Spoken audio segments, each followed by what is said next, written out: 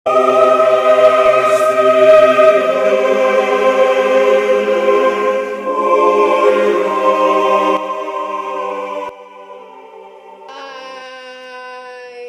jumpa lagi bersama saya. Oke, kali ini saya bersama dengan Pak Yan, ya. Beliau adalah pemandu wisata yang akan bercerita salah satu eh, kota yang terdapat di negara Jerman, tepatnya di Jerman Selatan atau Tenggara ya Pak ya. Iya, betul, Bu. Salah satu kota yang namanya susah sih sebenarnya. Tulisannya pakai bentol-bentol, Atloting. Betul lah. Outing. Oh, Atloting tuh kan salah kan? Atloting namanya. Atletong lah, katetong, Atloting ya. Jadi saya pernah ditunjukin kota itu adalah merupakan salah satu kota dengan fiturnya untuk biasa orang datang ke sana untuk ziarah, terutama adalah ziarah umat Katolik ya. Jadi kita akan dengar langsung dari Pak Yan ya. Kenapa kok kota itu, beliau kok pengen cerita tentang kota itu. Oke, yuk kita simak ya. Pak Yan, apa kabar? Baik, Bu. Sehat. Sorry. Oke. Halo, guys. Oke, Pak Yan, pengen cerita, katanya mau cerita tentang Atloting. Outing. Salah Outing. lagi. Atloting. Jadi Outing. kenapa sih kok pengen cerita itu? Ya, ya pertama-tama ini saya mau cerita mengenai Jerman ya. Jadi salah satu negara yang di Eropa itu sebenarnya underrated, kita bilang ya, underrated. Jadi Apa tuh underrated? underrated Peringkat. ya. Jadi mungkin orang tidak tahu itu merupakan sebuah tempat underrated destinasi artinya. Oke. Jadi bukan suatu destinasi yang tujuan orang biasa datang gitu. Betul. Ya. Jadi orang ya istilahnya kota apa sih? Kota kecil gitu sebetulnya gitu kan. Nggak ada ininya. Ya negara itu sendiri. Kalau Jerman ya. gini, kalau kita tahu di dunia ini kan sekitar mungkin 80-90 juta per tahun orang mengunjungi Prancis. Ya. Ya, setelah itu Spanyol, Amerika dan China dan sebagainya. Baru Jerman itu sekitar mungkin setahun kira-kira hampir 40 juta. Oke. Jadi di peringkat 8. Peringkat 8 ya. Jadi memang Jerman memang fokusnya kebanyakan kan dia negara industri. Ya, jadi turisme itu sebenarnya mungkin tidak banyak di-endorse sama pemerintahnya. Iya, iya. Dan juga peraturan visa, kita tahu visa Schengen Jerman itu termasuk salah satu yang paling sulit sebenarnya. Iya. Ya. Nah, kita perkecil lagi sektornya, kenapa kita jadi kita kunjungi lagi negara bagiannya sekarang ya. Jadi Jerman punya 15 negara bagian. Ya, kita tahu, dan salah satu negara bagian dengan luas terbesar adalah negara bagian Bayern atau dalam bahasa Inggrisnya Bavaria. Bavaria, iya. Ya. Bavaria, iya. Jadi kita tahu kalau negara Bavaria itu identik dengan mobil BMW. Iya. Ya, BMW, atau juga dengan FC Karena di Bayern sana München. ada juga pabriknya ya, ada museumnya betul. juga di sana ya. Ada ya Guys, pabriknya di situ. Iya. Jadi ada pabriknya, juga ada FC Bayern München. Iya, Ya, klub sepak bola terkenal. Negara Bayern ini juga salah satu negara yang super kaya di dunia, mungkin top 10 di dunia ya, state ya. Terus juga dia punya banyak sekali tempat yang bisa dikunjungi, tempat wisata sebenarnya ya. Jadi dia punya kota yang besar, Munich ya, München ya, 1,3 juta penduduknya. Dia punya gunung ya, jadi gunung tertinggi di Jerman, Zugspitze. Kalau nggak salah 2000, saya lupa 2900 atau 2700, pokoknya kurang dari 3000 meter. Itu gunung tertinggi di Jerman. Terus dia punya banyak sekali danau. Ya, danau, dia punya banyak sekali kastil-kastil ya. Mungkin Ibu Wira tahu ya, kastil Neuschwanstein. Nah, itu cakep yang banget terkenal. itu Castle ya. Kastil Kastil ya. Bahasa Indonesia kastil. Kalau kita lihat fitur dari Disney, nah itu dia. Betul. Ya, oke. Jadi Mr. Walt Disney dulunya mengcopy. Terinspirasi ya. Betul, Dengan iya itu. Bu. Iya. Nah, terus selain itu juga banyak ada beberapa kastil lainnya ya, yang dibuat oleh dulu zaman namanya nama rajanya namanya Ludwig II. Oke. Ya. Dan juga banyak sekali tempat-tempat lain, kota-kota di Bavaria sendiri, di Bayern sendiri yang bisa kita kunjungi selain Munich ya. Jadi ada Munich, ada Nuremberg, ya ada Rothenburg ya. Rothenburg of the Tauber, itu sebuah kota kecil yang bagus sekali. Jika Anda belum pernah pergi ke Rothenburg, berarti Anda belum pergi ke Jerman. Itu motonya. Oke. Dengan khas Jermannya semua di sana lengkap. Betul. Ada ya. Ada lagi yang terkenal Bu, mungkin Ibu tahu bir ya, Oktoberfest. Iya. Ya. Karena bir itu memang produksi dari kita tahu Eropa ya, Jerman, Iya. Ceko itu semua bir ya mulainya. Dan Terkenal juga bir Jerman ya. di Bavaria itu punya bir khusus, yaitu bir yang campur dengan gandum. Iya, Namanya iya. Weizenbier. Di sini juga ada ya yang kita masuk dari Betul. Jerman ya. Paulaner. Paulaner. Yang ya. terkenal Di sana adalah juga Paulaner, terkenal juga. Erdinger dan sebagainya. Iya. Oke, kita kembali lagi ke Alt-Totting. Alt-Totting. Jadi Alt alt itu artinya Totting. tua. Oh, alt itu artinya tua, guys. Ternyata. Iya, jadi ada kota ALT ya tulisannya. ALT, betul. Jadi Oke, ada kota. nanti mau tahu tulisannya nih, nanti di sini ditulis ya. Oke. Ya, jadi ada kota Alt-Totting, ada kota sampingnya Neuötting. Tuh susah. Oke, nanti Alt-Totting di sini deh tulis. Oke, Ayan. Jadi sebenarnya apa sih yang menarik di kota itu? Kenapa kok Payan bilang mesti pergi ke sana gitu? Ada apa sih sebenarnya? Ya, sebenarnya Alt-Totting ini kalau kita bilang menarik ya mungkin hanya spesifik untuk orang Katolik ya sebenarnya ya. Oke, ya. Ya, karena kenapa? Tempat orang ziarah ke sana. Iya, tempat orang Ya. ziarah. Tetapi ini juga sebuah kota yang dinamakan jantung dari Bavaria. Ya, Heart of Bavaria. Kenapa dia sebut begitu? Karena ini merupakan suatu tempat ziarah ya. Kita tahu hanya ada beberapa tempat ziarah yang di-endorse, diakui oleh Vatikan, ya, oleh Paus ya. Di Eropa ini ada 7 ya. Jadi Di-endorse tuh maksudnya gimana nih supaya pemirsa tahu nih? ya, jadi istilahnya di-endorse itu diakui oleh Vatikan. Diakui oleh gereja, diakui Betul. oleh pemimpin Oleh gereja, Paus. oleh Paus ya. Betul. Jadi pemimpin gereja umat Katolik itu adalah Paus. Nah, Paus sudah istilahnya merestui bahwa Alt-Totting ini adalah menjadi satu tempat yang memang sebagai suatu tempat ziarah. Betul. Ya. Karena banyak sekali mukjizat Ya, terjadi banyak di situ. mukjizat di sana yang dipercayai oleh umat Katolik di sana terjadi ya. Betul. Mukjizat itu banyak artinya ya. Jadi kadang mungkin ada orang yang mempunyai permintaan tertentu di mana Betul. mereka berdoa di gereja tersebut, ternyata mereka mendapatkan apa yang mereka Dikabulkan. ya inginkan ya sesuai dengan apa doa mereka. Oke. Ya, jadi tadi kita kembali ada 7 ya gereja, Ya. ada 7 gereja atau tempat ziarah di Eropa, dan salah satunya adalah di Alt-Totting ini Ya. di Jerman. Ya, jadi namanya ada Chapel of Grace, tempatnya sebuah gereja kecil yang sudah tua sekali, ya mungkin disinyalir dibangun sejak abad ke 13 ya kalau nggak salah ya. 13 ya. Abad Oke. ke-13 ke 14. Tetapi itu sebenarnya di dalamnya ada sebuah patung Bunda Maria yang dibuat dari kayu, mungkin semacam kayu lime tree. Oke. Lime tree ya, kayu limo ya, saya juga nggak ngerti Kayu limo, bukan iya. kayu jati ya? Bukan, ya? kayu-kayu di sana. Kayu ya. Nah, dan itu sudah Dipahat ya? dipahat sejak 700 abad Oke, ke-7 lah. Abad ke-7. Memang dari awal berada di gereja Bukan, sini? itu bukan. dari tempat lain, itu sebenarnya mungkin asalnya dari Burgundy, dari daerah Prancis ya, Dibawa dan ke sana. dibawa ke sana betul oleh Iya. oleh rahib-rahib zaman dulu. Ya. Iya. Nah, jadi kenapa menjadi hitam? Karena pertama juga mungkin jenis kayunya itu ya dimakan usia, dan kedua juga karena kebanyakan asap dari ya kita bilang asap apa namanya, dari lilin ya, Lilin para semacam lilin, pendoa betul. ya. Jadi mereka biasa untuk berdoa mereka menggunakan lilin ya. Mungkin biasa patung ditaruh di situ sehingga mungkin asap-asap itulah yang menyebabkan kayu itu menjadi semakin hitam, walaupun karena memang termakan usia juga ya sebetulnya. Iya, betul. Nah, di chapel tersebut itu banyak, mungkin sejak abad ke-14 ya, 14-15 tuh banyak sekali orang datang dan mempunyai permohonan. Iya. Ya, dari mereka punya permohonan tertentu, dan permohonan itu dikabulkan. Ya, jadi dikabulkan, dan mereka itu akhirnya juga kembali lagi dan memberikan biasanya dulu namanya bukan ya ucapan terima dalam kasih. bentuk lukisan. Oke. Ya, kita bilang namanya Iya, votif iya. ya.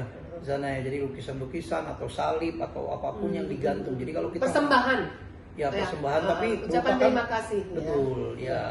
Jadi Nah, karena sudah dikabulkan apa yang dimohonkan, maka mereka datang kembali ke gereja tersebut, kemudian membawa patung atau membawa suatu lukisan, bingkai ya, iya, yang ucapan ditempelkan kemudian di gereja ya, tersebut ya. digantung. Digantung, kebanyakan. Jadi digantung. sekeliling gereja itu kita lihat ya, Oh, di iya. dalam dan di luar itu Unik ya?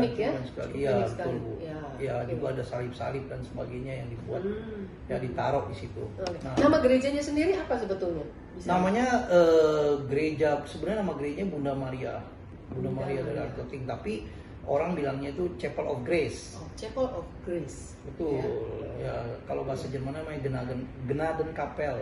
Gnadenkapel. Iya, agak susah namanya ya. Susah ya. Nah, terus selain itu di dalamnya juga ada hal yang sangat penting sekali, yaitu di dalamnya ada sekitar beberapa kaisar atau raja dulu dari daerah negara bagian Bavaria ya yang dimakamkan di sana. Dan juga mereka ada 28 jantung. Jadi jantung dari para bangsawan termasuk kaisar, raja dari Bavaria atau dinasti di sana namanya Wittelsbach yang jantungnya itu sudah dikremasi dan dia punya abu jantungnya ditaruh di situ. Oh, ada di dalam gereja itu? Ada dalam gereja itu. Oh, oke. Jadi dalam gereja itu kita tidak boleh video atau foto, kita hanya boleh masuk dan lihat aja. Tapi di luar kita boleh video dan foto. Oh, jadi iya, dalam kapel. Bukan kuburan jasad utuh daripada kaisar atau ini bukan, tapi ada beberapa jadi jasad ada beberapa utuh. juga guys, dan juga ada beberapa jantung yang memang sudah dikremasi kemudian ditanam atau dikubur. Ditaruh di dalam ditaruh di dalam kuci. Ditaruh di dalam kuci. Kucinya itu di altar. Ditaruh di altar. Iya, betul. Dan gereja tersebut masih aktif digunakan untuk perayaan ibadah? Masih ya? Ya, dan sampai sekarang tuh setiap tahunnya sekitar 1 juta orang penziarah datang ke sana.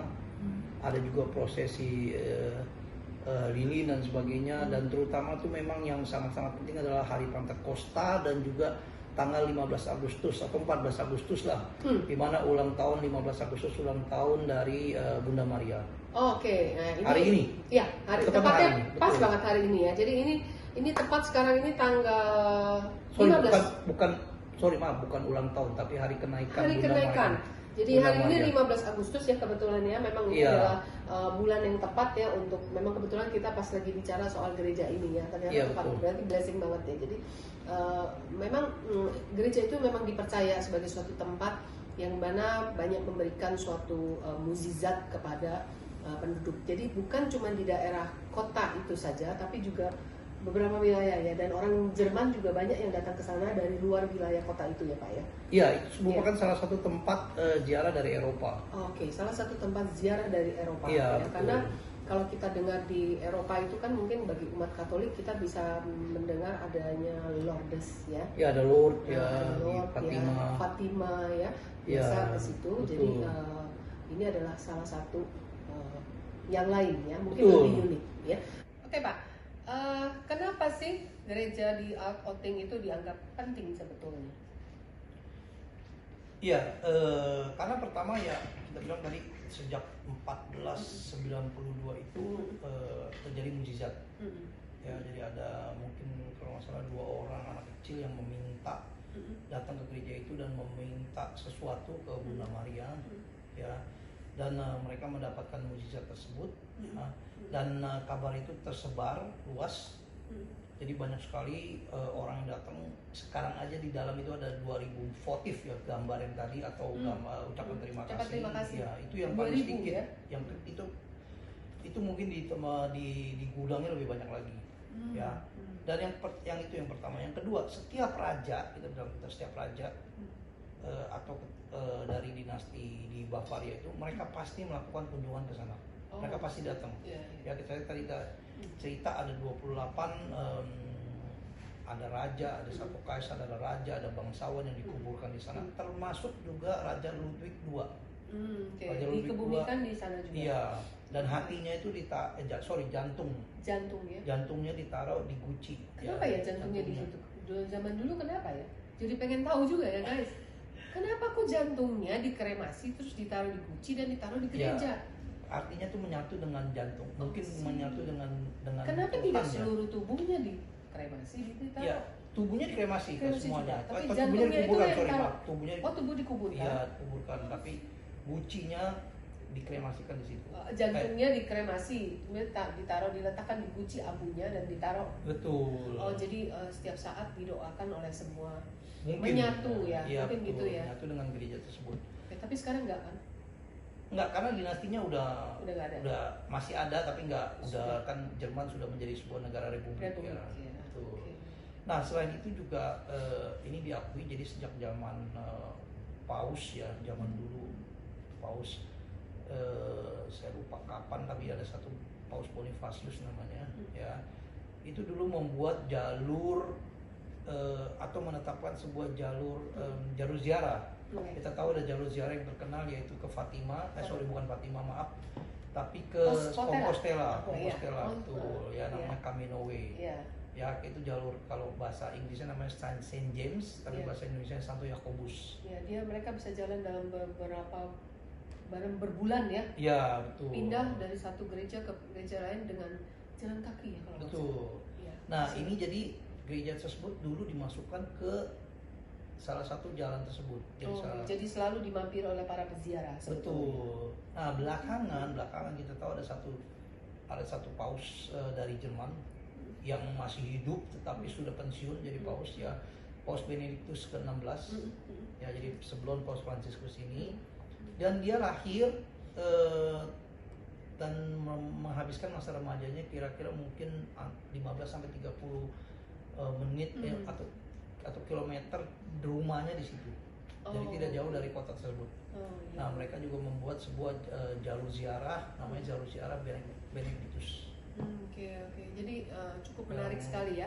Walaupun ini kota kecil, walaupun sekarang mungkin jarang orang yang ke sana ya, karena mungkin ada kesulitan nggak menempuh ke sana. Kalau kita gampangnya lah, kita dari Jakarta, dari Indonesia, kita terbang menuju ke Jerman, salah satu kota yang terdekat dengan Attotting ini, kita terbang kemana sebetulnya?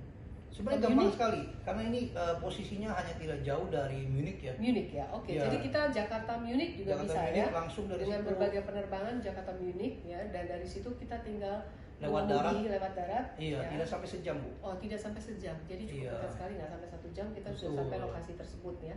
Jadi itu cukup mudah ya dijangkau ya. Iya. Kemudian satu lagi Pak Yan, kira-kira yang menarik nih, lokasi saya udah menarik, oke. Untuk makan di sana, kita kan pasti ujung-ujung ini makan deh, cari makan.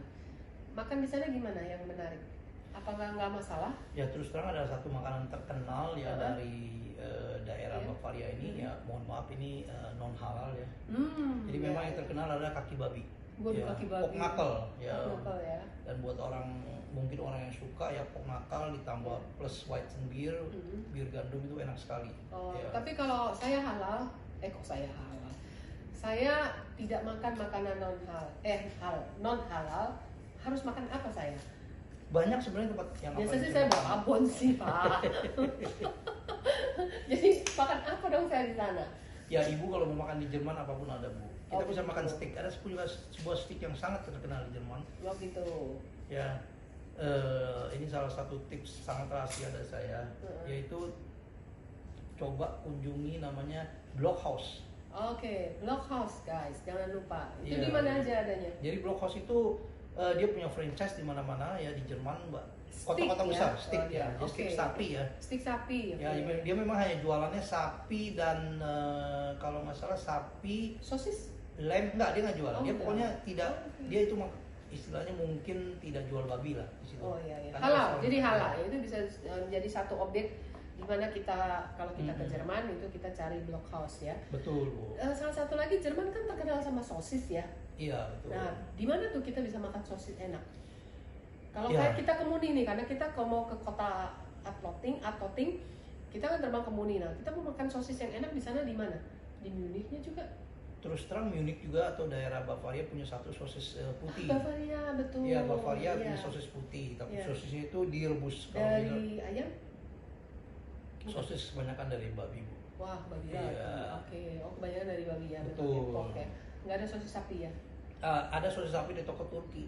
Oh, toko Turki. Oke, jadi memang beda ya. Jadi memang untuk kita yang berkunjung ke wilayah Eropa ya, mungkin ya kita harus meninjau makanan ini halal atau non halal ya. Jadi banyak karena mereka di sana juga produksi pork atau babi itu banyak ya. Jadi sosis kebanyakan itu adalah non halal ya. Jadi kalau kita makan di sana ataupun di restoran guys, mungkin kita harus cek-cek dulu ya, tanya. Dan biasanya di resto sudah dicantumkan halal dan non halal ya. Ini kalau nggak halal disebutin, oh ini ada gambar poknya atau disebutin. Tapi ya kadang ada beberapa hotel yang memang bintang-bintang tertentu mereka nggak sebut, mereka sajikan aja ya, biasa roti ya, sandwich atau telur atau ada sosis ya, itu ada scramble egg atau telur dikocok-kocok gitu ya. Nah itu ya kita harus waspada.